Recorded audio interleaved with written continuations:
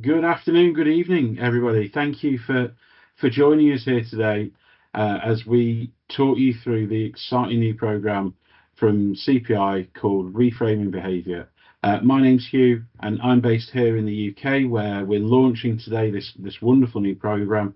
But I'm well aware that there are people from all over the globe. So thank you for joining us wherever you're from, and know that this program is going live across the globe as we speak. I'm really excited to be joined this evening by the president of the Crisis Prevention Institute, Susan Driscoll, who's joining us from over in America by the wonders of modern technology. This probably wouldn't have been happening, I don't know how many years ago, but thank you for being here with us this afternoon, Susan, to talk through the real fine points and minutiae of the program, because Susan's been just pivotal in the development of it. So thank you for being here and sharing your time with us. You. Great to be here. Reframing Behaviour is one of many programs that we offer through CPI. All of them different and all of them addressing different needs. But one thing that stays constant through all of those programs are our four key principles of care, welfare, safety and security. And for those of you who are existing customers, though, those four words there will not come of any surprise to you at all. For those of you who are new to CPI, that these are the foundation, the keystones of everything that we do. We believe in providing exceptional care for the people in our that we look after, and that's not just physical care but emotional care as well, and making sure that everything that we do within school settings is student focused or pupil focused. We believe in creating great welfare as well.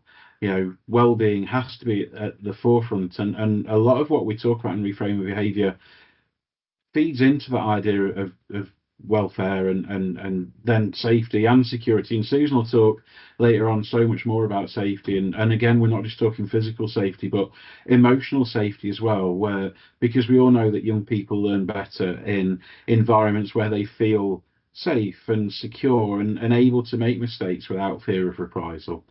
And then security.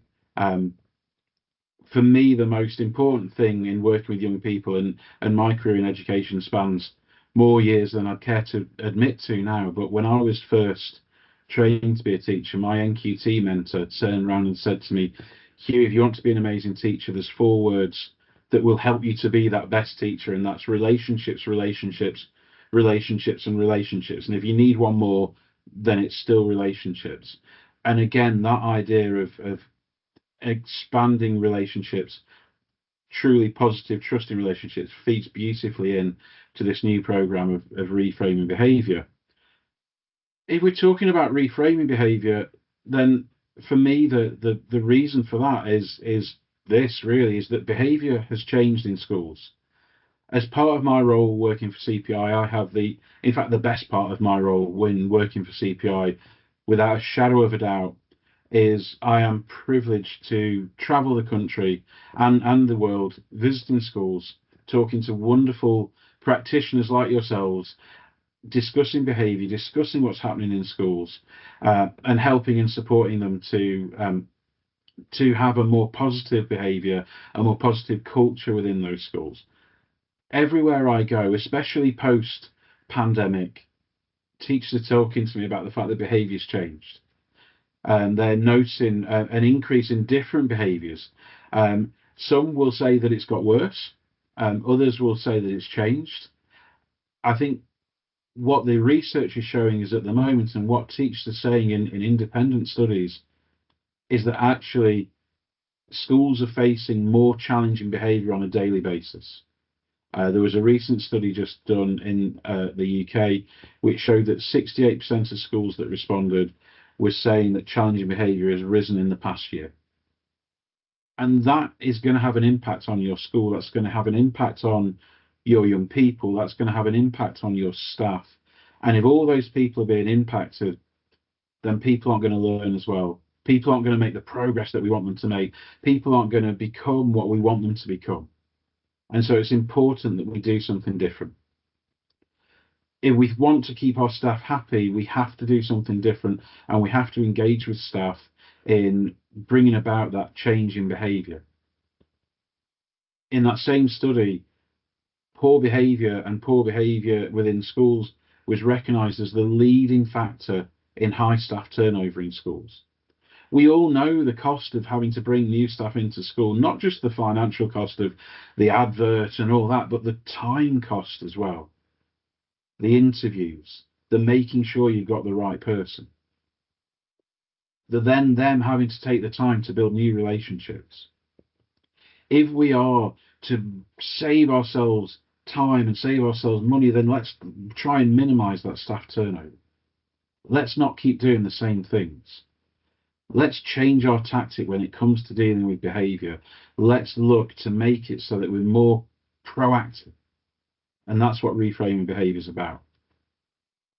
It's about making sure that these 42% of pupils who report regular disruptions don't have to put up with that anymore. It's about supporting staff so that they don't feel hung out to dry.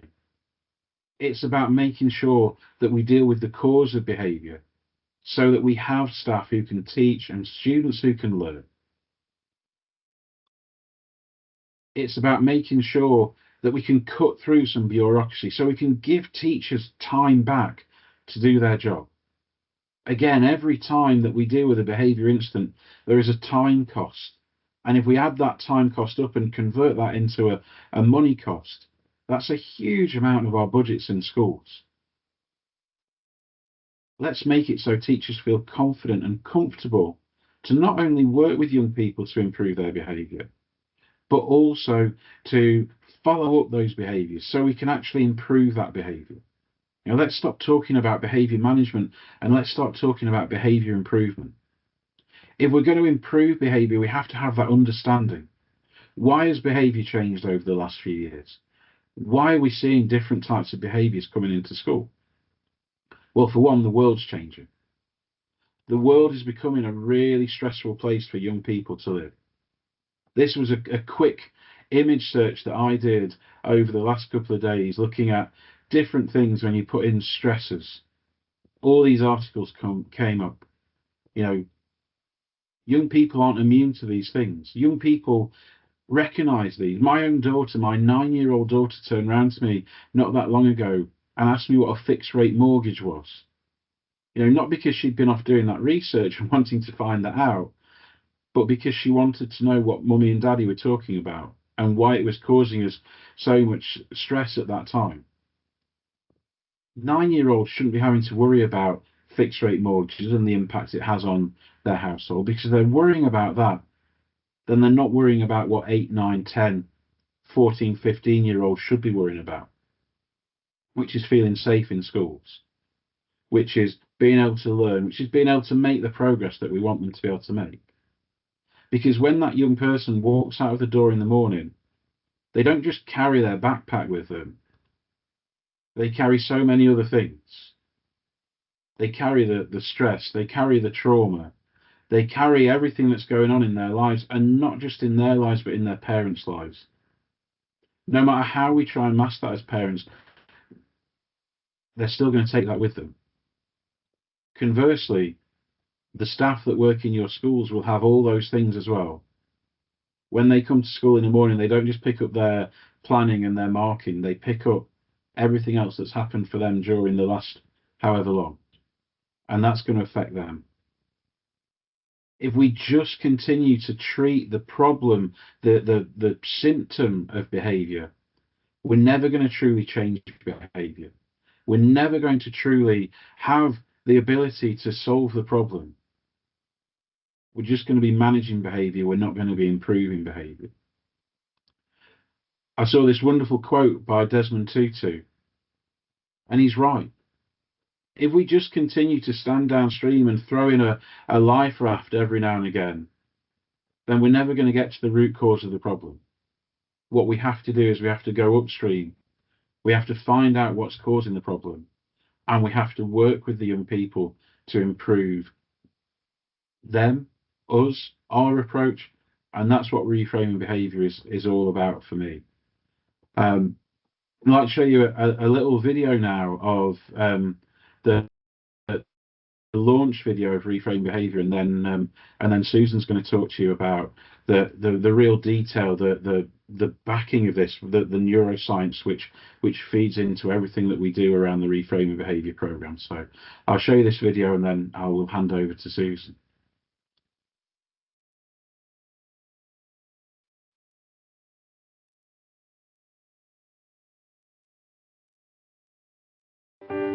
Children and young people carry more than just their backpacks to school. They carry the fight their parents had last night, the hunger they feel because their mum lost her job. They carry the fear of a bully, the hurtful social media posts. They carry growing insecurities. But we can help them thrive. Our new neuroscience-based training platform, Reframing Behaviour, shows how stress and anxiety affect the brain, keeping students in fight, flight, or freeze mode. Through practical tools and strategies, educators learn how to help students regulate emotions and shift into learning mode. Our platform covers 4 core areas. We can help you build safe, supportive environments where students learn, teachers teach, and schools thrive.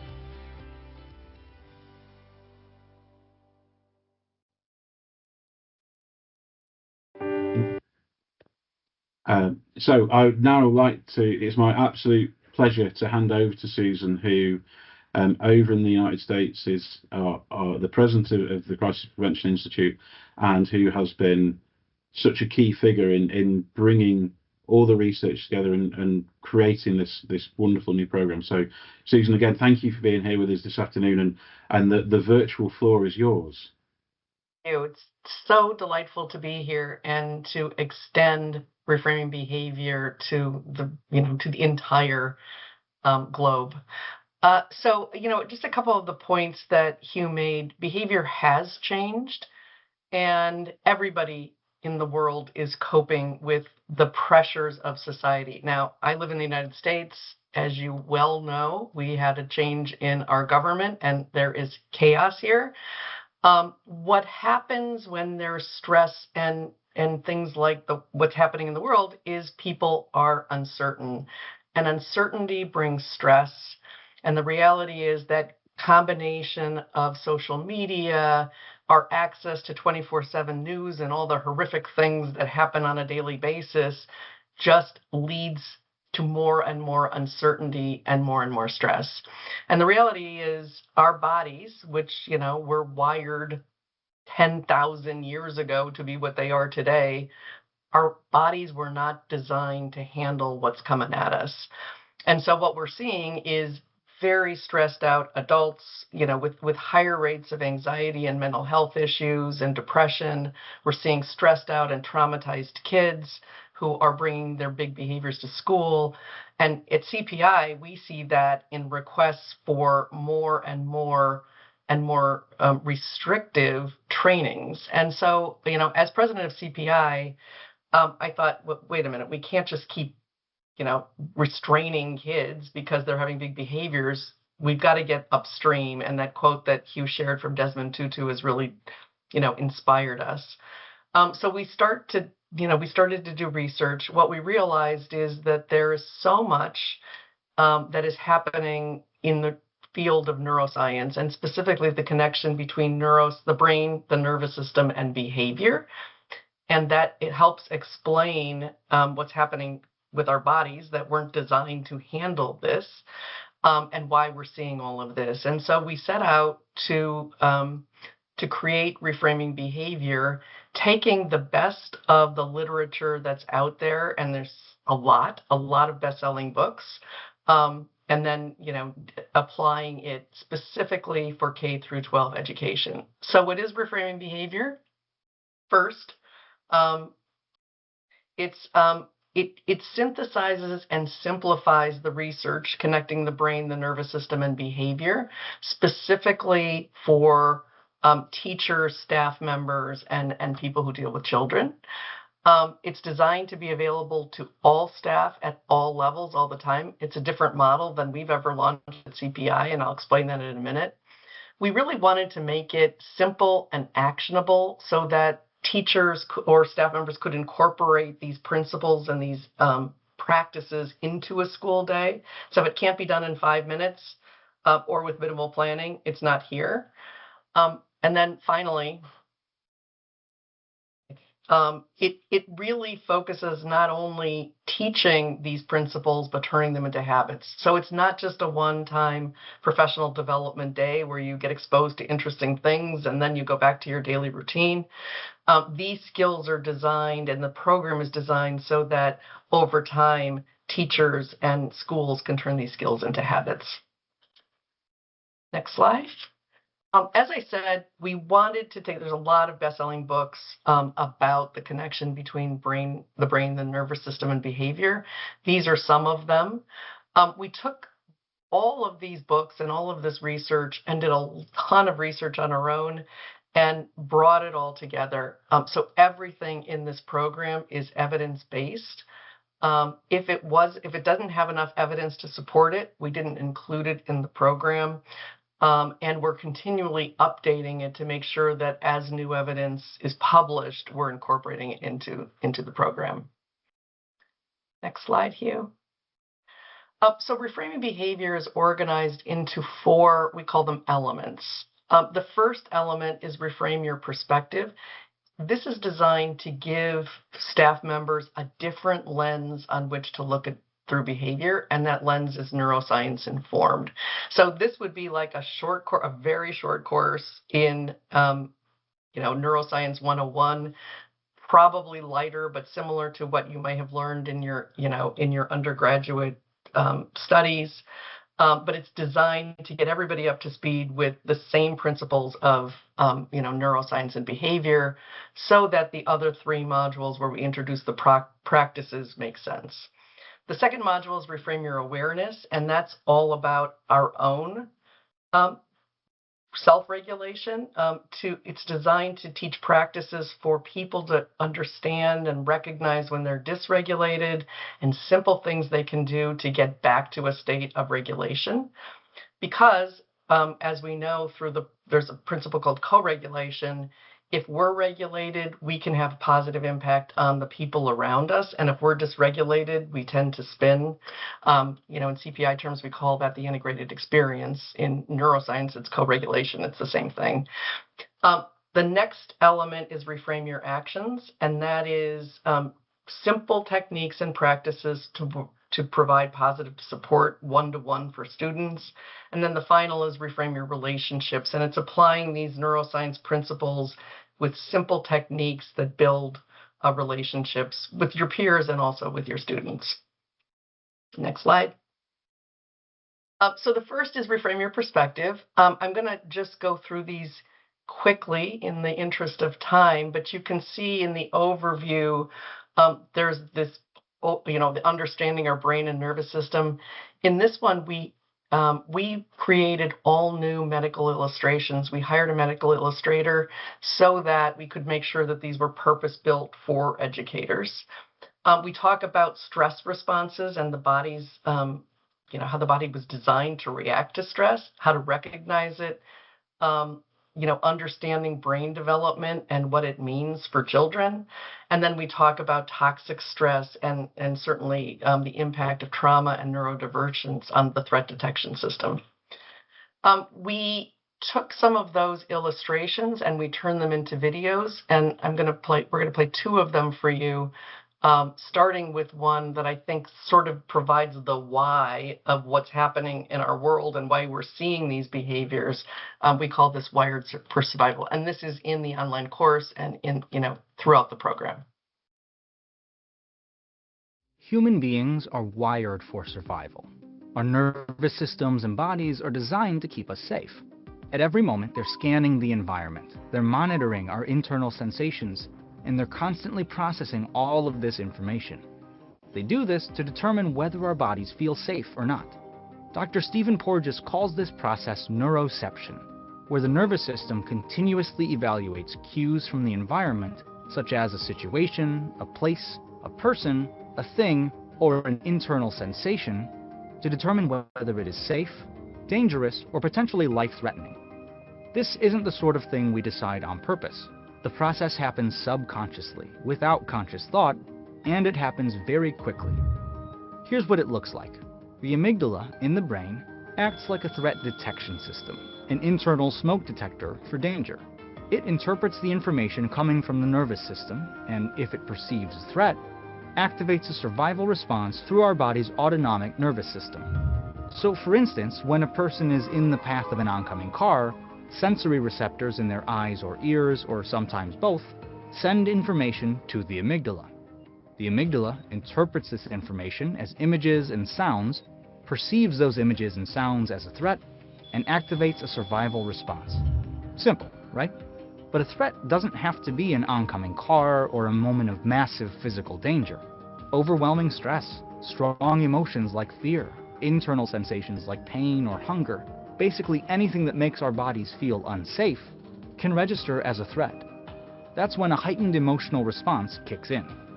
Stress hormones, adrenaline, cortisol, and norepinephrine get released throughout the body. Our emotional brain becomes overwhelmed, which means we have less cognitive control. When this happens, we've entered a state of dysregulation. Intense or prolonged stress can lead to an instinctive survival response, where the prefrontal cortex isn't engaged, and we respond without thinking about it, which usually means fight, flight, or freeze. This is the stress response system. When it's activated, our behaviors are instinctual, unintentional, and designed for an immediate protective response to a perceived threat. So that earlier statement was very literal. We are wired to survive. Now, a couple things about this. This really explains why we're seeing what we're seeing in the world and in our schools. We were wired to feel safe. Our bodies are wired that when there's some sort of danger or uncertainty, we have to react. And the world is uncertain and dangerous from the body's perspective. So adults, children, all human beings are wired the same way. We're not going to rewire, from an evolutionary perspective, fast enough to deal with what's coming at us. So we have to learn simple skills to survive. And, that's really an important part of reframing behavior. One more thing about this, these videos are part of an online course. There's an online course for the 4 modules that's about 2 hours long. And there's a whole learning library. I'll cover this in a minute. But you see on this slide that there's deeper dive content, and that's available. Some pretty hard choices about what to include in a short course on reframing behavior, and where there was really important or interesting material, but we couldn't put it in because it was too deep. We actually wrote articles that's available for people for further learning. The polyvagal theory is one of those articles. The role of the vagus nerve in all of this is another article. Super important, interesting information, but too much to put into a course without making it, unbearably long. Next slide. I think there's another video, is there? No. Okay. That's okay. That's fine. So. That's okay. The next, that once we've learned the neuroscience and how, and the why of these behaviors, now we can start to teach and learn the skills. So the first, as I said, is reframe your awareness. This is about your own understanding of your brain and nervous system, and why it's important that you start to learn these skills. So we teach the first is interoception, what that means, and it's just being aware of your own brain and body state. We teach it through a very well-known research theory called the window of tolerance. Recognize your own window of tolerance. Everybody's is different. Recognize when you're going out of your window of tolerance, and then figure out how to get back in. And understand that being out of your window of tolerance is normal. It's your body doing its job. So, the idea is not to always be in the same state, because that's not real. Understand and recognize when you're out of it so you can get back into, to a self-regulated state. We teach that through 3 techniques called notice, name, and navigate. Noticing your body and your sensations and your emotions. There's research, really interesting research that says if you can name them, and the more specific you can name them, the more cognitively you're able to address those feelings. And then navigating them, we teach a series of techniques, simple techniques, 5 minutes or less, breathing exercises, or cold water regulation. There's a research principle called the panoramic vision. If you look out, if you expand your vision, it calms your nervous system. Simple things like that can be done in the course of your normal day. Next slide. Reframe your actions is where we start to apply the neuroscience to your interactions with individual students or people in your care. One of the things I find most interesting is when people go through this course, always they say, wow, I can apply this at home. I can apply this with my own kids. I can apply this with my husband. It's just practical knowledge that you'd be able to apply to any other person in your life. These are to assume stress behavior first. There's no harm if something is not a stress behavior in assuming that it's an unintentional physiological response to uncertainty or threat. But if it is, you're going to treat the situation differently, and that how you approach it is going to make all the difference. The skills then are think, can't, not, won't. In the moment, not or over time, assume that this is an undeveloped skill or an inability that might be temporary or permanent. Rather than trying to punishment or deliver a consequence, try to understand what's happening here that's causing this behavior. Get curious and ask questions is becoming a behavior detective to understand the why that behavior is happening. And then finally in this, we talk about the importance of positive language, not only when you talk, but mostly when you think. Because there's research that shows the more positive you are about how you think and how you react, the more empathetic and positive your actions will be. So that part of changing your language is super important. And the next one is reframe your relationships. This one, I've had people, and like you, I've, had I've been so lucky to be able to travel and talk to people all over the world. One of the things that teachers say, and especially new teachers, is, I know relationships are important, but I don't how do I do that? So this is very simple skills, again. First, to create intentional points of connection within the school day without having to worry about building a relationship. Over time, these are some small things you can do that over time will build the relationship.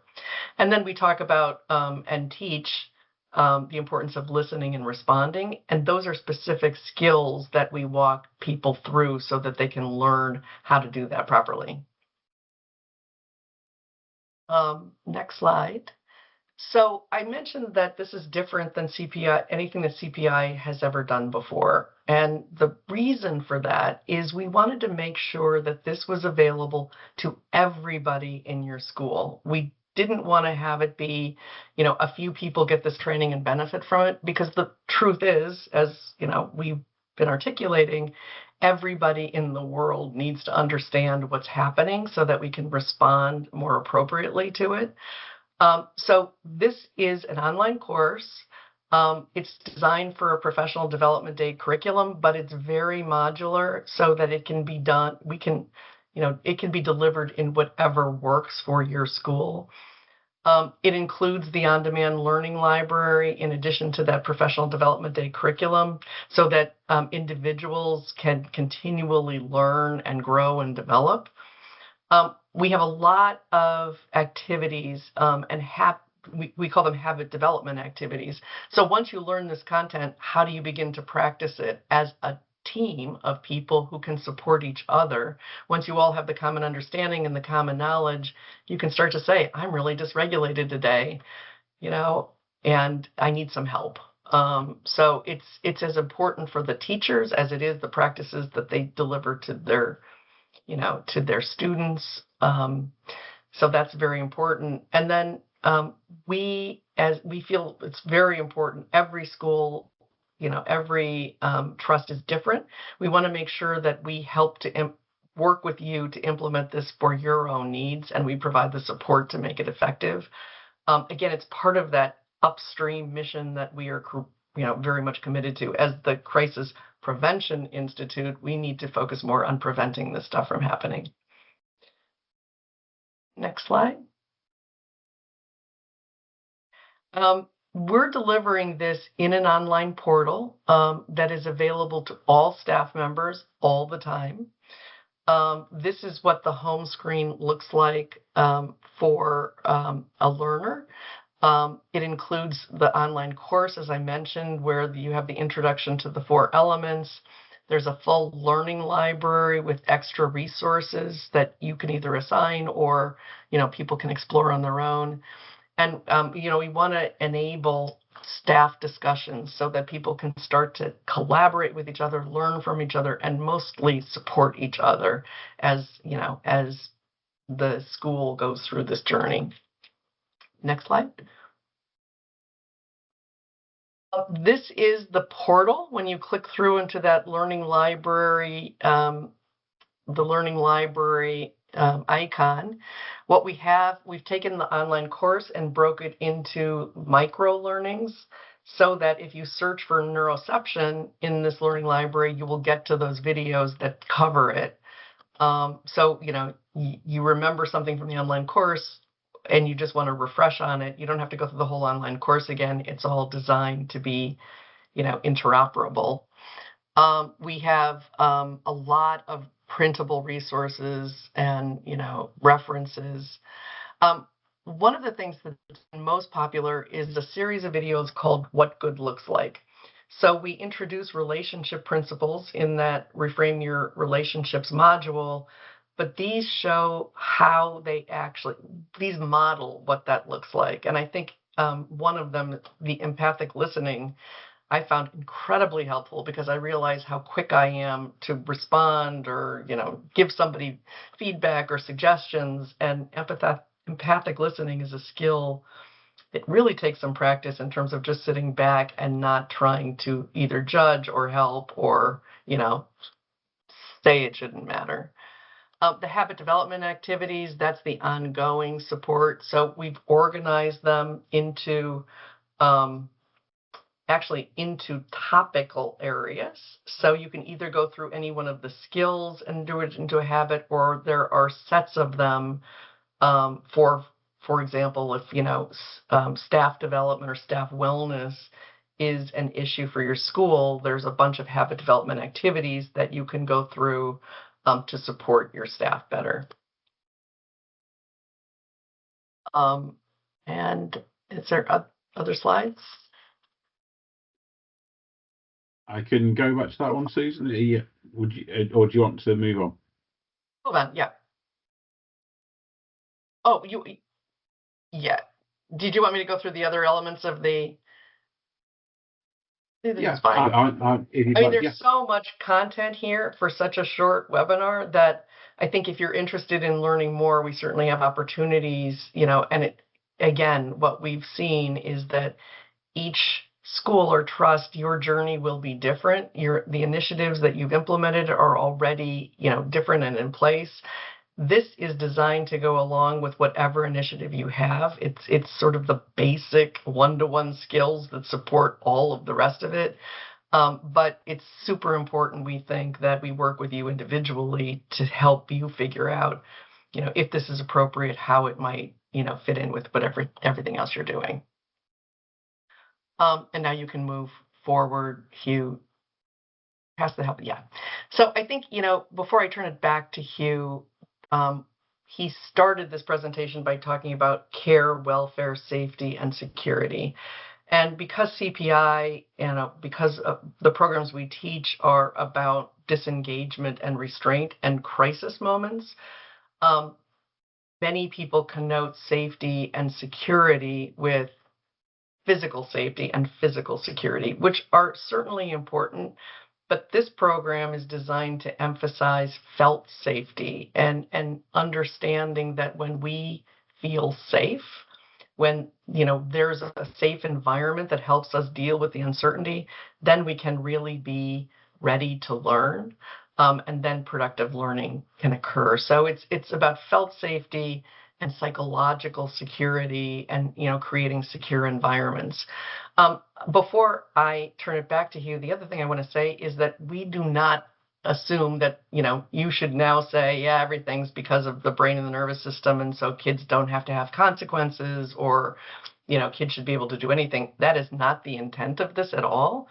The intent is to look at behavior with a different lens, learn new practices that can help you better be proactive and manage and understand them, and then have a more empathetic lens, because we all know that children need self-discipline. They need to learn, the expectations, and when they feel safe, then they're in a place to be able to do that. So this is a component, very important sort of intro component to what other initiatives you have. And now, Hugh, I'll turn it back to you. Thank you. Thank you, and thank you for taking us through that, Susan. There is no one better to have talked us through the program there than Susan. What she doesn't know about this program is not worth knowing. For me, where reframing behaviour sits is it's that why. Let's look at the why around behaviour and how that feeds into the idea of this felt safety, and that young person feeling safe in the environment that they're coming to, so that they can learn, so that they can feel that they can make mistakes, so that they can generate the outcomes that we want them to generate. And that's part of our strategy here in the UK when it comes to partnering with schools. We want to create safer feeling children. We want children to be able to come to school knowing that they are going to be kept physically safe by staff. That goes without saying. And that staff need to feel safe as well. The slide there says safer child, better behaviour, but let's be brutally honest. Safe for everyone, better behaviour. If we don't feel safe going to work, then we're not going to perform to our best. And likewise, if the young people don't feel safe coming into school, then they're not going to perform at their best. Let's make sure that they have that emotional and psychological safety, so that when they're in the classroom, there's a bit in the course actually which I found really interesting when I first went through it, where it talked to sort of the brain almost having enough space to take in new knowledge. And if the brain is full of feeling unsafe, if the brain is full of being worried about something else, if parts of the brain have been taken up with feeling unsafe, then it doesn't leave enough room for the young people to learn in the way that we want them to learn and make the progress that we want them to make that progress. So if we can do something about making our young people feel safe, if we can look at how we can do that, how we can get the young person into their window of tolerance so that they are comfortable, so that they're receptive to learning, then they're going to act in a more safe manner, and they're also going to take more on and ultimately make the progress that we want them to make that progress. And also, that third element of relational safety, that last perspective, that last element there where we talk about reframing relationships. How many young people in your school don't feel that they have someone that they can go to? Whenever I go into schools and talk to young people, which is always brilliant because they never say the things that we expect them to say. The only time they do is when I ask them what makes a good teacher, and they talk about things on the lines of someone who's fair, someone who's there for them, someone who listens to us, and that's the idea of relational safety. I should mention, thank you to everyone who has been putting questions in the Q&A box. Really appreciate it, and we will answer those at the end, myself and Susan, between ourselves. If you have any questions about the content of the course or about anything that we've talked about this afternoon, please now put them in the Q&A box. And if it's something that there is a third person with us this evening who is off screen, who is frantically answering questions and doing the ugly grunt work behind the scene and making me and Susan fly in and out. If he can't answer that question directly, then what he's going to do is he's sending them over to me, and when we've finished talking, myself and Susan will talk you through and answer those questions. So if there are any questions, please put them in the Q&A box, and we'll come to those at the end. And thank you to those people who already have. Just to talk more about reframing behaviour and where that fits in with what we offer in the UK and across the world. When Susan talks about sort of that idea of, every school's different and every trust is different, we recognise that. And so we recognise that one size doesn't fit all. So what we have is a programme, and there's always been a space in our programme that's been empty, and reframing behaviour has filled that space beautifully. We offer reframing behaviour, and it is designed for all staff. It's designed to be accessed round the clock, 24 hours a day, 365 or 366 days a year, so that all staff have got access to that, and also then have that ongoing support within the school. The other things that we offer to supplement that and to build on, and all of these programs that you can see on the screen here, you can access those either individually or as part of a package, because they really are that 360 approach, almost like a jigsaw. They fit together, and they complement each other beautifully. The one that you can see in the bottom sort of left at 25 to, if we were looking at a clock, where it talks about there like a behaviour and culture health check or audit. That's where someone, either myself or one of my colleagues, would come into your school, have a day just wandering your school site, bobbing in and out of lessons, chatting to students, chatting to staff, and coming up with ideas of how what your strengths are and what your areas for development are, and also then how we can help support with any other parts of the 360 approach that we have. And that may be reframing behaviour. It may be that we go, you know what, just having that idea of just changing some mindsets will really benefit your school. It might be that we can come in and deliver a traditional inset. Our Hearts and Mind inset is a half-day inset where, again, myself or another one of my colleagues would come into your school and deliver 3.5 hours of behaviour tips, of thinking about behaviour, of looking at ways why we should change our approach to behaviour. It's fun, it's enjoyable, it's interactive. I've not delivered one yet where people didn't leave with a smile on their faces and feeling inspired and ready to go out and really work with young people and change them and change the behaviours and for the better.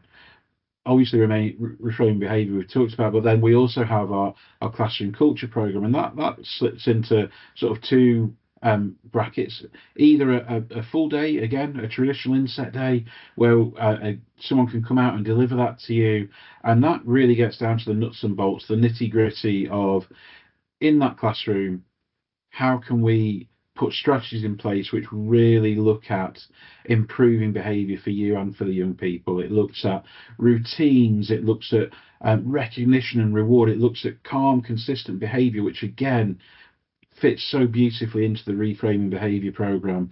It looks at scripting interventions so that we don't respond emotionally, so that we think about how our brain works and we then don't respond in a stressed manner, where we are calm, where we're consistent, so we don't feel that negative emotional energy for the young people, and then we get it back.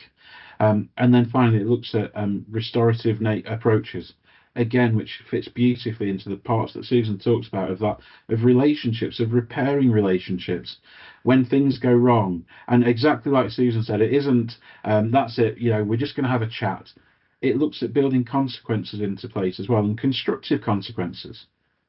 Because no child who's ever been asked to sit in a corner and think about what they've done has sat in a corner and thought about what they've done. We need to lead them through that process so that we can improve behaviour. Again, let's not manage behaviour, let's improve behaviour. And then for maybe those more escalating behaviours, we have our verbal intervention programme. Thinking back to that research that I shared at the start, that the more aggressive behaviour that we're seeing often is verbal aggression.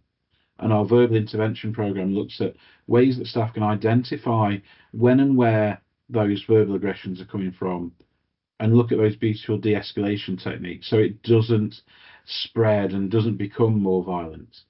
We have, if it does, our Breaking Up Fights program, which looks at the theory behind fights in school with young people.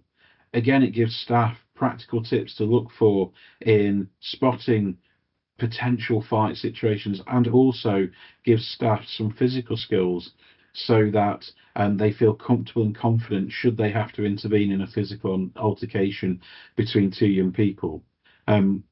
Again, that body of research, I forget the exact figures, but it was around 98% of staff felt that they would be obliged to intervene if two young people were fighting, but something like as low as I think 20% said that they would feel comfortable in doing that safely. That program looks to build that element of safety in for staff to intervene safely for themselves, but also to intervene safely for young people. And then our safety intervention program, which looks for those real high-level behaviours. Again, the most important part of that course is the de-escalation element. The how do we spot escalating behaviours and how do we bring that back? What can we do as adults to try and keep those young people safe? But should it escalate to the situation where a young person might need to be disengaged from another young person or from us, or if that young person requires it for safety, that we would need to hold them briefly. Again, how can we do that safely? How can we do that in a way which keeps us safe and keeps the young person safe? And then finally, that bottom one there, coaching and consultancy. What can't we do for you? Is the answer is nothing really. If you have any needs, we can come in, we can coach. Teachers, there's one school that I work with regularly where I go and work with their ECTs, where we do observations, and then we look and we come up with plans for them to improve behaviour management in their classroom. If there's a piece of training that you'd like, a more bespoke piece of training, again, we can do that. Literally, there is nothing that we will say that no, that we can't do. We will always try and meet your needs as as people who want to make safer schools and better behaviour everywhere that we go. And realistically, that's it. We want to partner with you to look at this, to reframe behaviour within schools within the UK, to ensure that young people feel safe, can come to school and learn and progress as much as they can, and likewise that staff feel safe to come to school, to enjoy teaching, which is just the best job on the planet, and bring that love of teaching back. But we can't do that if we can't teach, and reframing behaviour is looking to do that. Right.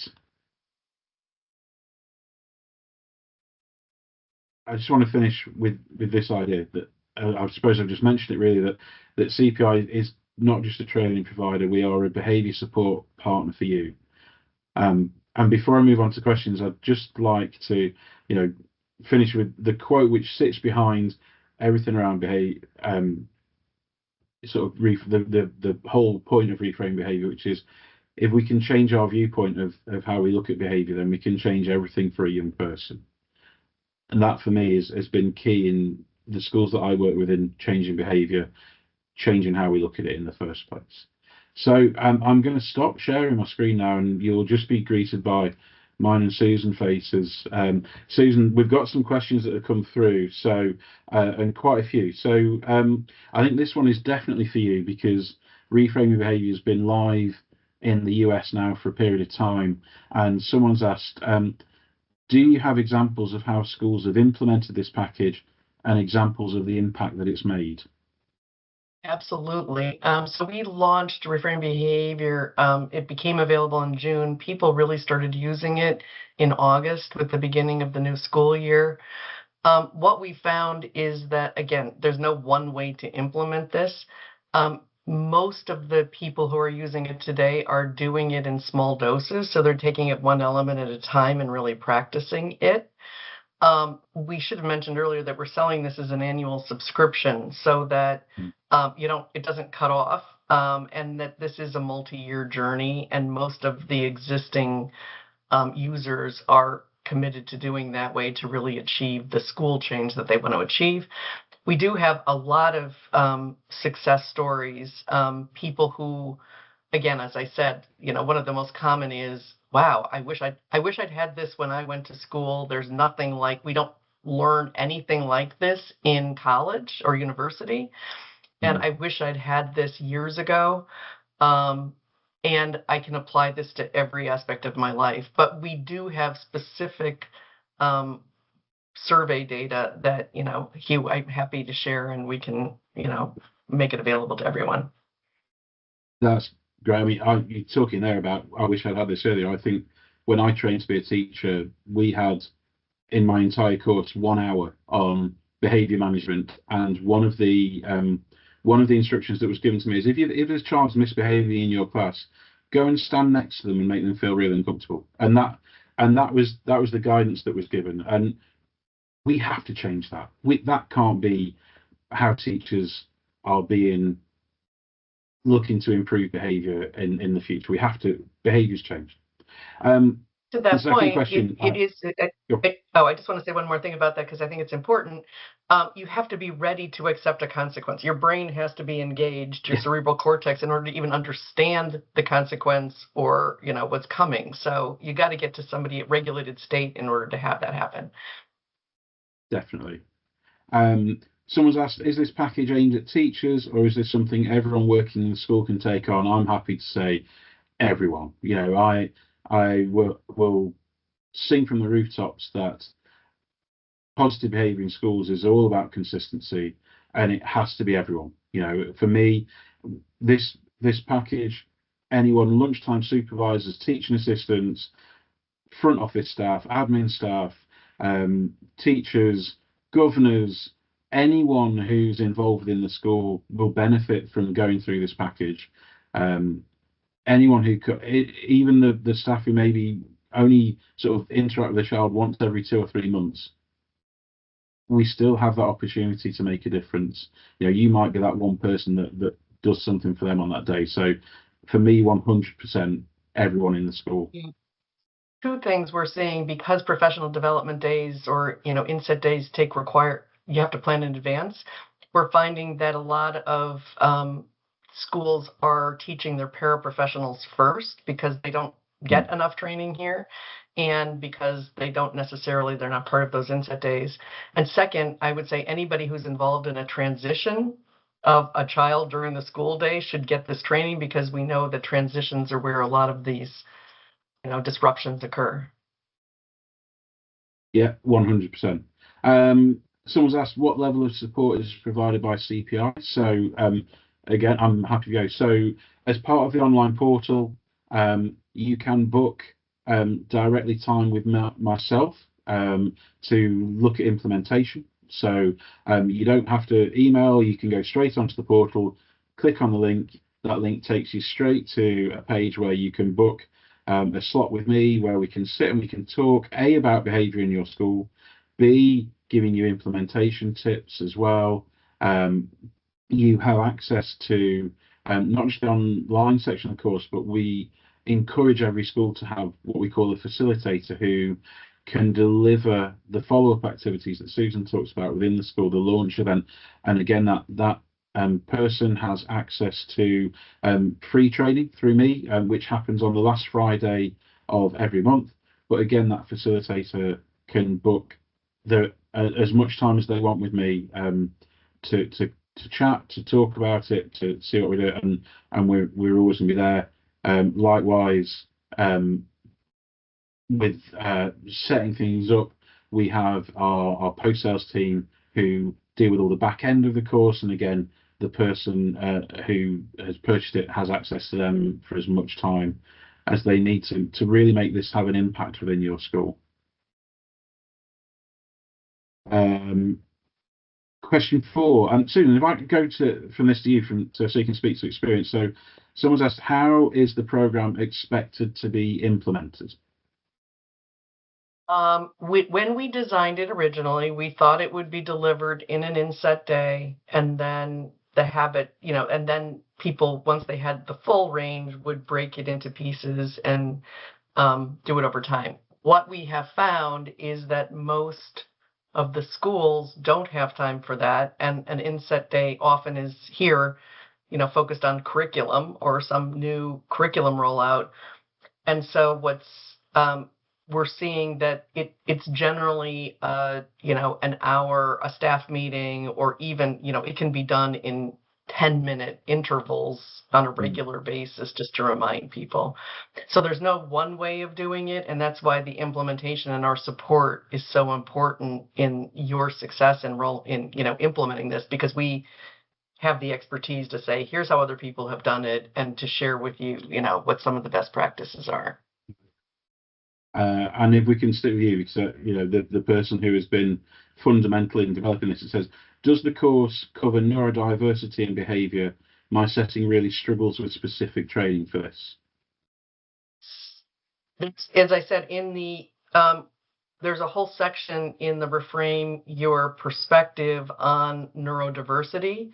This is, and I also want to mention this, that our implementation and our support is more than just delivering a product and having you use it. We really want to learn in these interactions what else you need and deliver more support through this portal that's useful. So we're developing a whole series of trauma courses, and the program umbrella title is Challenging Behaviors in Children and Young Adults, but it's all those neurodiverse conditions that that people need a basic knowledge of. So that's in development and will be coming over the next 18 months, in addition to the basics that we have here. The next question, I'm happy to go for it. So, are there different levels of package, and what are the costs? Yes, there are different levels of packages. Either looking at the size of school and number of staff and things like that, and also with regards to all the different bits that I talked about at the end of the 360-degree approach. Yes, there are different sizes of packages. With regards to costs, they don't let me near costs, because I give things away for free and then I get told off. So I don't know the exact cost, but what I would say is, if you are interested, and I say this to everyone, please, when you get the recording sent through this at the end, there will be all the contact details that you need to start a conversation with us at CPI about how we can support with you, how we can partner with you. We can talk cost then, and I think that would be the best, because like we said, each school is different, and it can vary on what you buy and all those kinds of things. And like I say, I give it away for free, but I'm not allowed. The next question. I would add that the reason we made it unlimited access for as many people as you want is we wanted to make this affordable.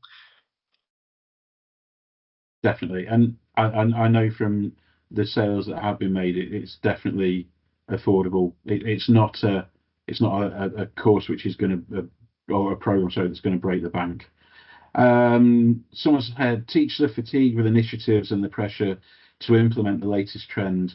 What tips do you have, or what help or support do you provide to make sure staff don't see this as the latest initiative, so it helps us make a sustainable difference to how we approach this? I think for me, that ongoing support, the fact that it's able to be broken up into little tiny pieces, and so you can deliver the bits that are most effective and most the biggest priority for your school in that moment, I think is key. That opportunity to do what you need and when you need to do it is so powerful. I'm guessing, Susan, you've seen that in the schools in the US, how they've done that, so we don't overload teachers.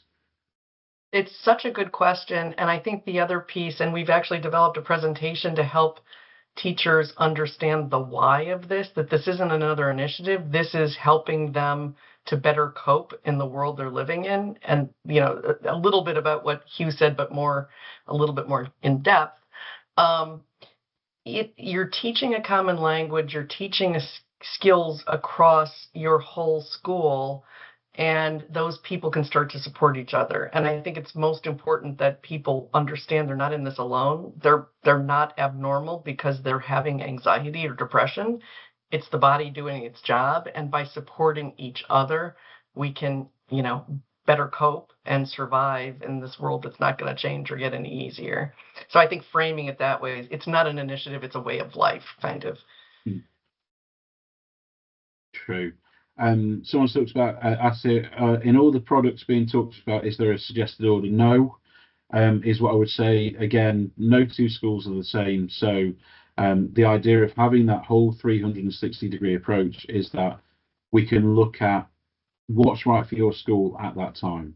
So, for example, it might be that you go for reframing behaviour. It might be that you want someone to come in and say, can you come and have a look around? And then we have a look around and then we say, well, actually, this is ideal for you. Some schools that I work with have gone, no, let's try some training and then come and have a look around and then give us those next steps. So there is no perfect order. There is only the perfect order for your school at that time and what your needs are. And that's the big thing for me. I'm a great believer in meeting the needs of the school that we have, not just pushing on you the courses that we have or the programs that we have, but what's right for you in that school. Because if we're not doing that, then you're not going to be happy and we're not going to have the impact that we want to have. Well, let's see. Has it been tried in UK schools? Yes.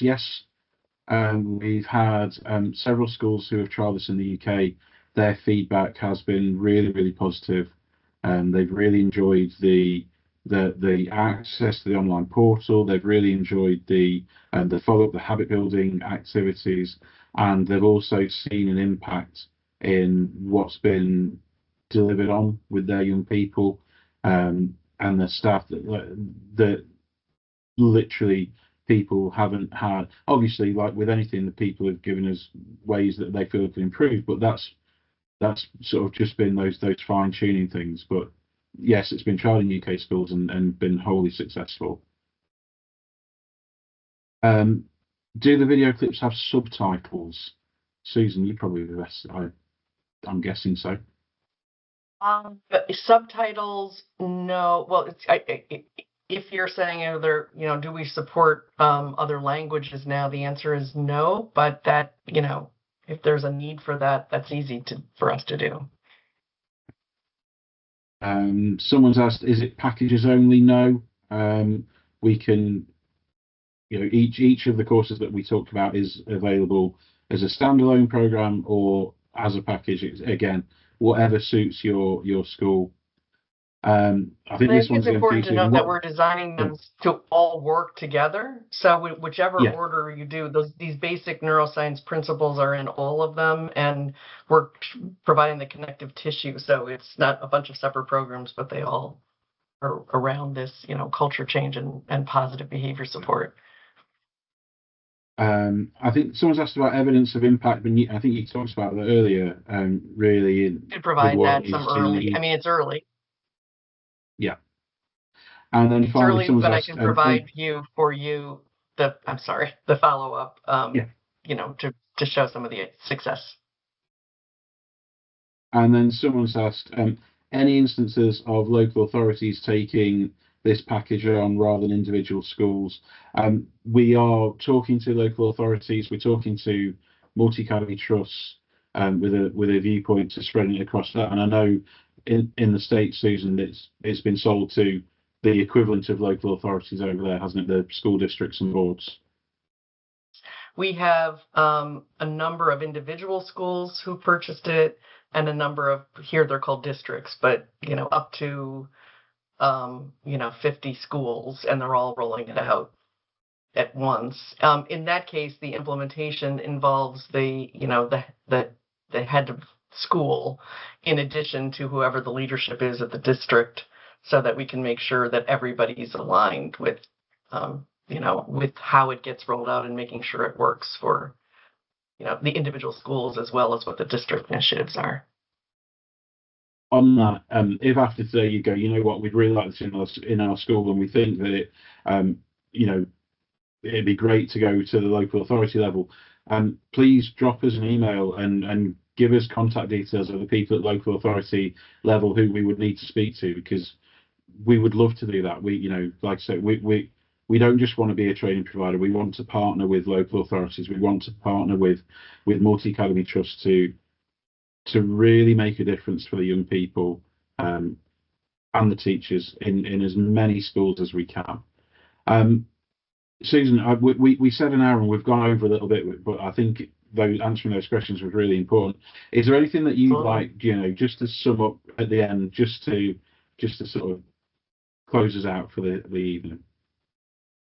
I guess what I would say is, as I started, neuroscience is a fairly young field, and there's just so much burgeoning research, so much understanding of why people behave the way they do and the underlying causes. So it's something you'll see throughout all of our trainings, and we really do want to focus on prevention and support and helping people better live in this crazy world we're living in. Thank you so much, Susan. Thank you for joining us from the US today. Thank you to everyone who logged on and joined us this afternoon. You will receive a recording of this, and like I say, at the end of that recording, there's all the contact details there for you to get in touch. If you're already a CPI customer, then please just follow the normal process. If you want to, feel free to reach out to us on social media. Again, we can put you in the right direction there. But again, just to close out, thank you so much for joining us. Susan, thank you for being here tonight. Thank you. And thank you. And I look forward to working with as many people as possible as we look to reframe behaviour in schools across the UK and the world. Thank you, and good night. You too. Thank you.